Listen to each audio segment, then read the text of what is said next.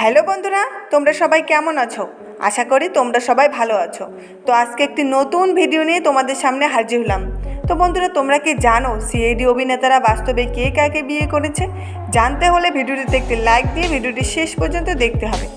তো বন্ধুরা, প্রথমে আমরা জানবো সিআইডি ইন্সপেক্টর রজতের সম্পর্কে। রজতের আসল নাম বিকাশ কুমার।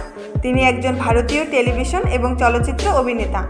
তিনি 1998 সালে সিআইডিতে অভিনয় শুরু করেন। তার স্ত্রীর নাম রাবি সেওগাল।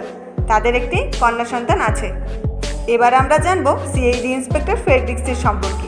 ফ্রেডরিক্সের আসল নাম দীনেশ ফান্দিস। তিনি 1998 সালে সিআইডিতে অভিনয় শুরু করেন।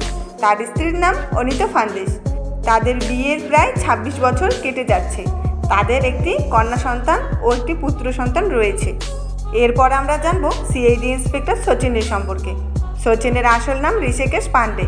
তিনি একজন ভারতীয় টেলিভিশন ও অভিনেতা। তিনি 2010 সালে সিআইডিতে অভিনয় শুরু করেন। তার স্ত্রীর নাম তৃষা পান্ডে। তাদের একটি পুত্র সন্তান রয়েছে। এরপর আমরা জানবো সিনিয়র ইন্সপেক্টর অভিজিতের সম্পর্কে। অভিজিতের আসল নাম আদিত্য শ্রীবাস্তব। তিনি একজন টেলিভিশন এবং চলচ্চিত্র অভিনেতা। তিনি 1999 সালে সিআইডিতে অভিনয় শুরু করেন। তার স্ত্রীর নাম মানসী শ্রীবাস্তব। তাদের দুটি কন্যা সন্তান ও একটি পুত্র সন্তান রয়েছে। এরপর আমরা জানবো সিনিয়র ইন্সপেক্টর দয়ার সম্পর্কে। দয়ার আসল নাম দয়ানন্দ শেট্টি। তিনি একজন টেলিভিশন ও চলচ্চিত্র অভিনেতা।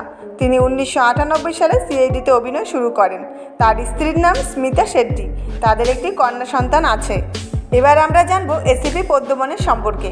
এসিপি পদ্মমনের আসল নাম হচ্ছে শিবাজি শতম। তিনি সিআইডি ছাড়াও বেশ কিছু টলিউড মুভিতে অভিনয় করেছেন। তার স্ত্রীর নাম অরুণা শতম। অরুণা শতম 2002 সালে স্তন ক্যান্সারে মারা যান। তাদের দুটি ছেলে আছে। তো বন্ধুরা, এই ছিল আজকের ভিডিওটি যদি আপনাদের ভালো লাগে তবে চ্যানেলটিকে সাবস্ক্রাইব করে পাশে থাকবেন। দেখা হচ্ছে পরের একটা নতুন ভিডিওতে। ভালো থাকবেন, সুস্থ থাকবেন। ধন্যবাদ।